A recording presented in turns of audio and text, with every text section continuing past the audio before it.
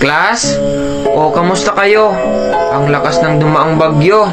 Wala bang nangyaring masama sa inyo? O, kamusta mga pamilya nyo? Okay lang po ako, sir, kasi yung bahay namin, bakal po lahat, so hindi siya matutumba ng hangin agad. O, mabuti. Ako din po, sir, kasi yung bahay namin lumulutang, so hindi siya maaabot ng baha, sir. O, ikaw, Mr. Lilang. Okay lang po, sir. Sigurado ka? Opo, sir. O, mabuti naman at walang napahamak sa inyong lahat. O, Mr. Lilang, anong sadya mo? Isasabihin lang po sana ako, sir. O, ano yun? Kasi, sir, nung nagbagyo, sir, yung baha namin, sir, inabot ng bahay. Tapos, sir, yung bahay, abot hanggang bubong ng baha namin.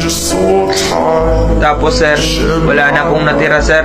Kasi ang lakas po ng bahay, hindi po kinaya ng hangin namin. Wala, seryoso? Opo, sir. O bakit ka kasi hindi nagsasabi agad? Wait lang. O ito, kawawa ka naman. May pera pa ako dito.